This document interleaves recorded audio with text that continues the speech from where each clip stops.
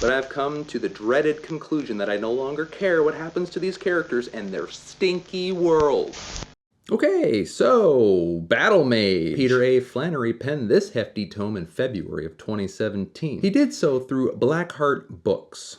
Very appropriate, as you'll see. It falls squarely into the epic high fantasy genre. With that said, the 648-page paperback length should not surprise you. That translates into an audiobook that is 34.5 hours long, which is how I experienced it. It's a standalone novel, but Amazon has it as book 1 in the Souls of Wrath series. So there's that. As far as Peter's other work goes, he has written 4 other books to date, all in the same genre. I haven't read any of them. None of them are even close to as popular as Battle Mage, which has been translated into other languages and has a pretty broad following. So, what is it about? Well, it's about a world that is pretty much crumbling under the armies of the possessed. Demons lead these armies, which cause their enemies intense terror and debilitation. Without the nearby presence of a battle mage, fighting a demon is basically impossible. Thankfully, dragons are generally on the side of the good guys. Battle mages, assuming all goes well, ride them around and use them to fight and fry the possessed. The book's main character, Falco Dante, begins the story as a weak, unlikely hero who is among the few who has the mental stability to become a battle mage. Thus, he begins training and preparing to cross swords with the enemy. He attends an elite school called the Academy of War. Oh yeah! And the rest would probably be considered spoilers, and I ain't about that. Now, why did I pick it up and read it? Well, to be honest, the cover is awesome. That, combined with the high Amazon and Goodreads ratings and an interesting pitch, I had to give it a try. And right from the beginning, I was hooked. Flat out. I've started high fantasy books before that just didn't grab. Not so with this one. That leads us into the novel's high points.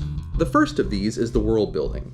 It's premium stuff. Not only the depiction of the physical world itself, but the political landscape, geography, history, and magic system are all finely tuned and engaging. Also, the characters, while not deeply developed, are solid and compelling. No issues there. The writing style is good. The plot is fast, twisty, and intense. The reigning sense of dread is almost palpable, and the pacing is near perfect. It is very much a backs against the wall sort of story, which never fails to produce mountains of tension. Finally, the battle scenes are second to none. They're vivid, vicious, and feel totally realistic. Personally, I would say this element was the novel's high point. Now for the novel's low points. The first of these is very much a matter of opinion, but I found the omniscient POV annoying. Not only did Peter flip between good guys' perspectives, but he also popped in and out of the heads of the insanely evil bad guys. I didn't like it. I know Peter was developing the enemy, and I'll admit it worked,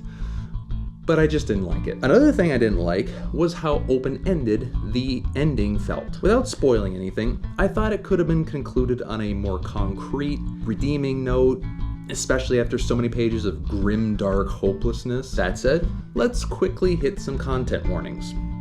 There are no steamy scenes, which is always a plus, but readers need to be aware that there are some uber dark and ultra gruesome scenes of demons torturing and maiming people.